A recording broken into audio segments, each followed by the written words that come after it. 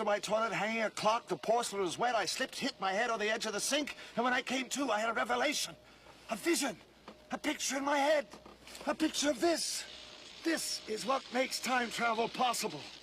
The Flux Capacitor. What's up, YouTube? ThePropGuy back here. Today we're going to be looking at a really cool piece. This is something I'm really excited for. I've waited about 20 years for, since I was 8, and saw Back to the Future for the first time. And if you've seen Back to the Future, you know instantly what this is. This is the Flux Capacitor. This is a really cool piece, 1/1 scale, and you know, it's not the most accurate one that's available. That would be the one that you get from Bob's Prop Shop, and they do Delorean time machine conversions and all sorts of cool things like that. But it's very, very pricey. It's about $1,000. So, you know, being a budget collector, I'm not going to spend that kind of money on something like that. There's also the Diamond Select Toys Flux Capacitor. They did 2 runs of that. One had a very inaccurate lighting pattern. Instead of going in, it went out. They revised that with a second run. That was an unlimited run, but they've stopped making that one as well. Both of those were still rather inaccurate with their paint color scheme, and they were missing the second elbow here, like this one, then the second one here, which this one's missing it as well. Instead of being this dark battleship gray, it was like a really light gray and everything all over, and you know, it's just, they weren't made really well. I've heard a lot of stories of them breaking and falling apart and stuff like that. And you know, if you see them on eBay or Amazon now, they're about $1,000, which is way overpriced for something like that. I think the original MSRP was somewhere between like $200 or $500, and even then that was too much money for that. I think there's also another website called Fluxy88 or something like that. I think they do flux capacitors too. They're similar to this. They're not the second elbow, but they got the wrong color. They got the same color as the Diamond Select one. So that one, you know, it is nice. I will say that. But it's still kind of expensive, around $1,000 range. So I found this just by accident. Oh, hush cat. Browsing on eBay, I'm like, I have to have it. So I purchased it. It's a seller. I'm going to include his link in the description. He hand makes these from time to time and sells them. This version only has lights. It does not have sound, which for me, I kind of would miss it. But at the same time, as a display piece, I think having the lights on, I think the sound would get annoying after a while. But his most recent one I saw he had on eBay did have sound included, so if you manage to look around and snatch one of these up, like I said, he posts them about every couple months or so. He posts one for sale as either an auction or to buy it now. But looking over this one, it's pretty nice. It's not made of metal like the actual boxes in the film were. It's a wood box, but it's still got good, decent weight to it. It's very nice. The decals are correct. This is the correct font. They actually are raised. They're actually like done with the real device that you would to make those decals back in the day. There is a seam down here on the rubber, just, you know, where you put the rubber together.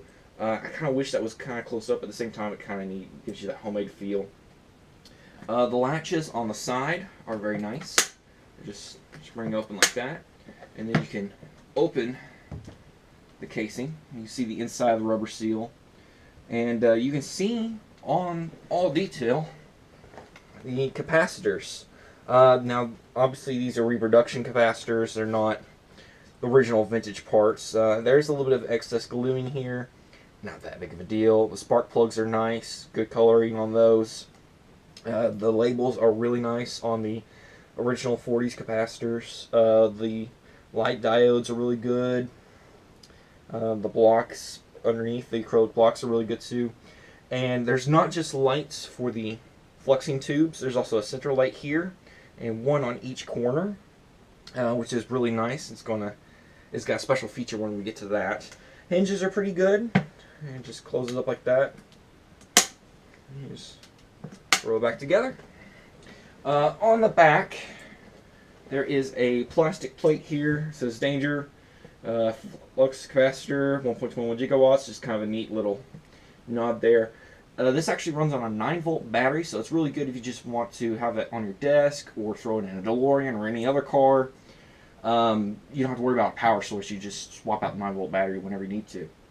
To do that, you just take off the back plate here with these screws, and you can see all the wiring and everything. It's pretty nice looking. You know, for a homemade job, he did a really good job on it. You just swap out the 9-volt battery. The switch is underneath here, so you just flip it on, and everything lights up solid, and then it starts flashing. Now, the pattern that he has built into this, it runs every 30 seconds. It starts off just, you know, normal speed, and then will slowly pick up and start flashing at a faster rate, and then you start seeing some blue pop in, and then it goes through time and lights solid bright and everything. Then it restarts itself. So it runs through the pattern about every 30 seconds, which is really nice. I was not expecting that. I just thought it'd be the standard flux, and I would have been happy with that. But the as you can see in the blue flashing there, it's a pretty neat touch. I like it. I don't know how well it looks on camera, but in person it looks pretty nice. Obviously, it's LEDs. I think in the film, they probably didn't use LEDs for that. It probably used like some sort of incandescent lighting, so it looks a little smoother in the film. But with LEDs, it's kind of hard to get that smoothness because, you know, there's instant on, instant off. But overall, I feel like it's a really nice piece. I'm really happy with it. I'm really excited for it. Like I said, this is something I've been waiting for a long time, and to get it at an actual affordable price is really nice and really important too. I could add the second elbow to the side to make it a little bit more accurate, but I'm not that worried about it. I think it looks fine just the way it is. Overall, I'm really pleased with this. I give it an A+, definitely.